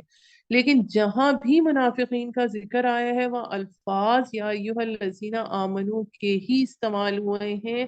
کیونکہ منافق ہوتا ہی وہ ہے جو ایمان کا ہی دعویٰ کرتا ہے لیکن اصل میں حقیقت میں ایمان نہیں ہوتا اس میں، چاہے وہ شعوری منافق ہو یا غیر شعوری منافق۔ اس حوالے سے ہم سورہ بقرہ کی ابتدا میں پڑھ چکے ہیں۔ تو ہم سورہ نساء شروع کرتے ہیں۔ بسم اللہ الرحمن الرحیم۔ اے لوگو ڈرو اپنے رب سے جس نے پیدا کیا تم کو ایک جان سے اور پیدا کیا اس سے جوڑا اس کا اور پھیلائے ان دونوں سے مرد اور بہت سے اور عورتیں ڈرتے رہو اللہ سے کہ سوال کرتے ہو باہم اس کے واسطے سے نیز اقربا سے بھی یعنی رحمی رشتے بے شک اللہ ہے تم پر ہر وقت نگہبان۔ اب اس نے تمہیں ایک آدم سے پیدا کیا اور اسی آدم سے جوڑا بنایا، اس سے مراد ایک تو یہ ہو سکتی ہے کہ اس میں عین آدم ہی سے جوڑا بنایا ہو، اور ایک اس سے مراد یہ بھی ہے کہ اس میں جیسے نوع ایک ہے اور جنسیں اس کی مختلف ہیں، اس حوالے سے بھی یہاں پر بات آتی ہے۔ بہرحال اس میں سے جو اس سے بہت سے اس میں پھیلائے مرد اور عورتیں، تو وہ بسا منہما رجالن کثیرا ونساء، منہما سے مراد یقیناً آدم اور حوا ہی ہیں، اور پھر اللہ تعالیٰ نے کہا ہے کہ اپنی تقوی اختیار کرو اور رحمی رشتوں کو توڑنے سے بچو۔ اس صورت میں کمزور طبقوں کے جو حقوق ہیں ان کا پاس رکھنے، ان کا خیال رکھنے پر بہت زور دیا گیا ہے۔ اور دے دو یتیموں کو ان کے مال اور مت بدلو برے مال کو اچھے سے، اور مت ہڑپ کرو ان کے مال اپنے مالوں کے ساتھ، بے شک یہ ہے گناہ بہت بڑا۔ اور اگر تمہیں ڈر ہو کہ عدل نہ کر سکو گے تم یتیموں سے تو نکاح کر لو تم علاوہ ان سے جو پسند آئے تم کو عورتوں میں سے، دو دو تین تین اور چار چار۔ پھر اگر خوف ہو تم کو کہ عدل نہ کر سکو گے ان کے درمیان تو بس ایک یا پھر جو تمہاری ملک میں۔ اب انصاف کس چیز میں کرنا ہے؟ فار ایگزامپل ٹائم میں، نان نفقہ میں، جو بھی کاؤنٹیبل تھنگس ہیں، جو دلی محبت ہے اس پر نہیں پوچھ گچھ ہوگی۔ یہ زیادہ قریب ہے اس کے کہ بچ جاؤ تم نا انصافی سے اور ادا کر دو عورتوں کو ان کے مہر خوش دلی سے۔ پھر اگر اپنی خوشی سے تمہارے لیے کوئی چیز اس میں سے چھوڑیں تو از خود تم کھاؤ یا اسے خوشگوار سمجھ کر بے کھٹکے، اور نہ دو کم عقل یتیموں کو، یعنی جو اڑا دیں گے، اڑانے کا جن سے ڈرو، جس کو بنایا ہے اللہ نے تم سب کے لیے ذریعہ گزران، اور کھلاؤ انہیں اس میں سے اور پہناؤ بھی اور کہو ان سے اچھی بات، اور جانچتے رہو یتیموں کو یہاں تک کہ جب پہنچ جائیں وہ نکاح کی عمر کو، پھر اگر پاؤ تم ان میں عقل کی پختگی تو حوالے کر دو ان کو مال ان کے، اور نہ کھاؤ اس مال کو فضول خرچ کر کے جلدی جلدی کے کہیں بڑے ہو جائیں اور مطالبہ کریں، اور جو ہو آسودہ اسے چاہیے کہ بچے ان کے مال سے، اور جو ہو غریب تو چاہیے کہ کھائے جائز طریقے سے، پھر جب حوالے کرنے لگو ان کو ان کے مال تو گواہ بنا لو ان پر، اور کافی اللہ حساب لینے کے لیے۔ مردوں کے لیے حصہ ہے اس میں سے جو چھوڑے والدین اور قریبی رشتے دار، اور عورتوں کے لیے حصہ ہے اس میں سے جو چھوڑے والدین اور قریبی رشتے دار، وہ ترکہ کم ہو یا زیادہ یہ حصہ مقرر ہے اللہ کی طرف سے، اور جب موجود ہو تقسیم کے وقت رشتے دار اور یتیم اور مسکین تو دو ان کو بھی کچھ اس میں سے، اور کہو ان سے اچھی بات۔ اب اسلام میں پہلی مرتبہ اسلام میں دیا گیا ہے عورت کو وراثت میں حق، اس سے پہلے نہیں دیا جاتا تھا، اور چاہیے کہ ڈریں جو تقسیم کر رہے ہیں، اگر چھوڑتے اپنے پیچھے اولاد ناتواں تو کیسے اندیشے ہوتے انہیں ان کے بارے میں، لہٰذا چاہیے کہ ڈریں اللہ سے اور کہیں سیدھی بات۔ اب سارے جو معاشرے کے پسماندہ طبقات ہیں ان کے بارے میں بات آ رہی ہے۔ بے شک وہ لوگ جو کھاتے ہیں یتیموں کے مال ناحق، وہ تو بھر رہے ہیں اپنے پیٹوں میں آگ، اور ان قریب جا پڑیں گے وہ بھڑکتی آگ میں۔ ہدایت کرتا ہے تم کو اللہ اپنی اولاد کے بارے میں۔ اب یہ وراثت کا قانون آ رہا ہے، اپنی اولاد کے بارے میں مرد کا حصہ برابر دو عورتوں کے حصے کے، پھر اگر ہو میت کی اولاد یعنی بیٹیاں، عورتیں ہی زیادہ دو سے تو ان کے لیے ہے دو تہائی پورے ترکے کا، اور اگر وہ ایک ہی لڑکی تو اس کے لیے ہے نصف کل ترکے کا، اور اس میت کے والدین میں سے ہر ایک کا چھٹا حصہ ہے ترکے میں سے اگر ہو میت کی اولاد۔ پھر اگر نہ ہو اس کی اولاد اور وارث ہو اس کے ماں باپ تو اس کی ماں کا ہے ایک تہائی حصہ، پھر باپ کا آٹومیٹکلی دو تہائی ہو جائے گا۔ پھر اگر ہو اس کے بہن بھائی تو اس کی ماں کا ہے چھٹا حصہ، بعد پورا کرنے اس وصیت کے جو اس میت نے کی، اور قرض کے تمہارے والدین اور تمہاری اولاد نہیں جانتے تم کون زیادہ تم میں سے قریب ہے نفع کے اعتبار سے حصے مقرر کرتا ہے اللہ کی طرف سے، بے شک اللہ ہے ہر بات جاننے والا بڑی حکمت والا۔ اب اس میں یہ بات، جب کوئی شخص فوت ہوتا ہے تو اس کے بعد سب سے پہلے اس کی کفن دفن، پھر اس کی جو قرض اگر اس کے ہے تو اس کی ادائیگی ہوگی، اس کے بعد اس نے جو وصیت کی ہے جو کہ ایک تہائی تک میں ہو سکتی ہے، اور وارثوں کے لیے وصیت نہیں ہو سکتی، وہ وصیت ادا کی جائے گی۔ اس کے بعد جو وارثوں میں مال تقسیم ہوگا وہ بیوی میں پہلے 1/8 حصہ، اور پھر آگے باقی میں بیٹوں کا ڈبل اور بیٹی کا سنگل، اگر بیٹا کوئی نہیں ہے بیٹی ایک ہے تو پھر نصف کی وارث وہ ہوگی، اور باقی اس شخص کے بہن بھائی یا والدین اور بہن بھائی۔ پھر اگر اس شخص کی ایک سے زیادہ بیٹیاں ہیں تو پھر وہ 2 تہائی کے مالک ہوں گے، اور تمہارے لیے ہے نصف اس کا جو چھوڑے تمہاری بیویاں اگر نہ ہو ان کی اولاد، پھر اگر ہو ان کی اولاد تمہارے لیے چوتھائی حصہ ہے جو چھوڑے ترکہ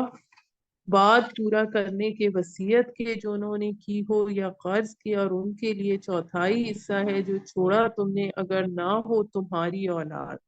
پھر اگر ہو تمہاری اولاد تو ان بیویوں کے لیے 8واں حصہ، یعنی بیوی کا 8واں حصہ ہے، شوہر کا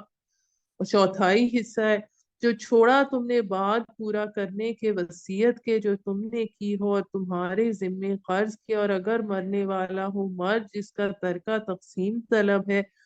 کلالہ، یعنی کلالہ وہ ہے جس کے نہ کوئی اوپر ہو یا نہ نیچے ہو، یعنی نہ اس کے والدین ہوتے نہ اولاد ہوتی ہے، صرف بہن بھائی ہوتے ہیں، جس کا ترکہ تقسیم طلب ہے، کلالہ یا عورت ہو اس کا ایک بھائی یا ایک بہن تو دونوں میں سے ہر ایک لے گا چھٹا حصہ، پھر اگر ہو بہن بھائی ایک سے زیادہ تو سب شریک ہوں گے 1/3 میں بعد پورا کرنے وصیت کے جو کی گئی ہو یا قرض کے بذمہ میت کے، بشرطے کہ ضرر رساں نہ ہو۔ یہ حکم ہے اللہ کا اور اللہ ہے سب کچھ جاننے والا اور نہایت بردبار۔ اچھا، یہاں میں آپ کو یہ بھی بتاتی چلوں کہ بہن بھائی 3 طرح کے ہوتے ہیں، ایک عینی، ایک جن سے مراد ہمارے حقیقی بہن بھائی ہوتے ہیں جن میں والدین دونوں وہ سیم ہوتے ہیں، الاتی جس میں باپ ایک ہوتا ہے اور مائیں جدا ہوتی ہیں، اور اخیافی وہ جس میں ماں ایک ہوتی ہے اور باپ فرق ہوتے ہیں۔ یہ حدیں ہیں اللہ کی، اور جو بھی اطاعت کرے اللہ کی اور اس کے رسول کی داخل کرے گا اللہ اسے جنتوں میں کہ بہتی ہیں ان میں نہریں سدا رہنے والے ہیں ایسے لوگ، ان میں یہی ہے کامیابی بہت بڑی۔ اور جو نافرمانی کرے گا اللہ کی اور اس کے رسول کی اور تجاوز کرے گا اس کی حدوں سے، وہ ڈالے گا اسے آگ میں، رہے گا اس میں ہمیشہ، اور اس کے لیے ہے عذاب رسوا کن۔ اس سے ہمیں پتہ چلتا ہے وراثت کے قانون پہ عمل کرنا کس قدر ضروری ہے، جس کے ہمارے معاشرے میں بالکل عمل نہیں کیا جاتا۔ اور جو ارتکاب کرے بدکاری کا تمہاری عورتوں میں سے تو گواہی لاؤ ان پر 4 مردوں کی اپنوں میں سے، پھر اگر گواہی دے دیں وہ تو قید رکھو ان عورتوں کو گھروں میں حتیٰ کہ انہیں موت آ جائے یا نکالے اللہ ان عورتوں کے لیے کوئی راستہ۔ اب یہ معاشرے میں سیکس ڈسپلن کے حوالے سے بھی صورت میں چیزیں موجود ہیں، لیکن یہ ابتدائی حکم ہے، اور اس کے بعد احکامات جو ہیں سورہ نور میں آ رہے ہیں۔ اور جو دو مرتکب ہوں بدکاری کے تم میں سے تو اذیت دو ان کو، پھر اگر توبہ کر لیں اور اصلاح کر لیں تو منہ پھیر لو ان سے، بے شک اللہ ہے توبہ قبول کرنے والا نہایت رحم کرنے والا۔ بے شک توبہ کی قبولیت کا حق اللہ کے حضور محض ان کے لیے ہے جو کر بیٹھتے ہیں گناہ نادانی سے پھر توبہ کر لیتے ہیں جلد ہی، سو یہ لوگ ہیں کہ توبہ قبول کر لیتا ہے اللہ ان کی، اور ہے اللہ ہر بات سے باخبر بڑی حکمت والا۔ اور نہیں ہے توبہ ان کے لیے جو کیے چلے جاتے ہیں گناہ، حتیٰ کہ جب آتی ہے ان میں سے کسی کو موت تو وہ کہتا ہے کہ میں توبہ کرتا ہوں، اور نہیں ہے توبہ ایسے لوگوں کی جو مرے ساتھ میں حالت میں کہ وہ کافر ہوں۔ یہ وہ ہے کہ تیار کیا ہے ہم نے ان کے لیے دردناک عذاب، یعنی توبہ جب موت کا فرشتہ نظر آ جاتا ہے موت کے آثار تو پھر توبہ قبول نہیں ہوتی۔ اے ایمان والو، نہیں ہے جائز تمہارے لیے کہ وارث ہو جاؤ عورتوں کے زبردستی، یعنی ستیلی ماؤں کو اپنے گھروں میں ڈالے رکھو جب باپ اگر فوت ہو گیا تو، اور نہ ڈالو دباؤ ان پر کہ ہڑپ کر جاؤ تم کچھ اس میں سے جو دیا ہے تم نے ان کو، مگر یہ کہ وہ ارتکاب کریں سری بدکاری کا، اور رہو بیویوں کے ساتھ حسن سلوک سے۔ پھر اگر ناپسند ہو تم کو تو عجب نہیں کہ ناپسند کرو تم ایک چیز کو، رکھی ہو اللہ نے اس میں بہت بھلائی، یعنی اس عورت میں اور بہت سی خوبیاں ہو، بھلائی بہت زیادہ۔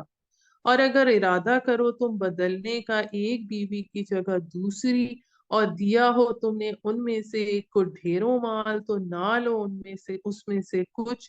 کیا لوگے تم اس کو بہتان لگا کر اور سری ظلم کر کے، اور کیوں کر واپس لوگے اسے جبکہ یکجان ہو چکے تھے تم ایک دوسرے کے ساتھ، اور لے چکے تھے وہ تم سے پختہ عہد، یعنی اتنا قریبی تعلق تم میں رہ چکا تھا۔ اور نہ نکاح کرو ان سے کہ نکاح کیا ہو تمہارے باپ نے جن عورتوں سے، یعنی یہ نکاح مقت کہلاتا تھا، یعنی ستیلی ماؤں سے جو اس وقت ہوتا تھا، مگر جو کچھ پہلے ہو چکا بے شک ہے یہ کھلی بے حیائی اور قابل نفرت کام اور بہت ہی بری راہ۔ اب جو آخری آیت ہے اس پارے کی، اس میں محرمات ابدیہ کا ذکر آ رہا ہے جن سے نکاح نہیں ہو سکتا۔ حرام کی گئی تم پر مائیں تمہاری اور بیٹیاں تمہاری اور بہنیں اور پھوپھیاں اور خالائیں اور بھتیجیاں تمہاری اور بھانجیاں اور تمہاری اور مائیں جنہیں تم نے دودھ پلایا، اور تمہاری دودھ شریک بہنیں، اور مائیں تمہاری بیویوں کی یعنی ساسیں، اور لڑکیاں جو پل رہی ہوں تمہارے ہاں، اس کو ربیبہ کا اس کے لیے لفظ آتا ہے، یعنی ستیلی بیٹیاں، اولاد تمہاری بیویوں کی جن سے تم مباشرت کر چکے ہو، پھر اگر نہ کی ہو مباشرت تم نے ان سے تو نہیں ہے گناہ تم پر، اور بیویاں تمہارے ان بیٹوں کی جو تمہارے نسبی ہوں یعنی بہویں، اور یہ بھی کہ جمع کرو نکاح میں دو بہنوں کو بیک وقت مگر جو پہلے ہو چکا، بے شک اللہ ہے معاف کرنے والا اور نہایت رحم کرنے والا۔ اب اسی طرح خالہ بھانجی، جس طرح دو بہنوں کو بیک وقت نکاح میں جمع نہیں کیا جا سکتا، اس طرح خالہ بھانجی اور پھوپھی بھتیجی کو بھی بیک وقت نکاح میں جمع نہیں کیا جا سکتا۔ سبحان ربک رب العزت عما یصفون والسلام علی المرسلین والحمد للہ رب العالمین۔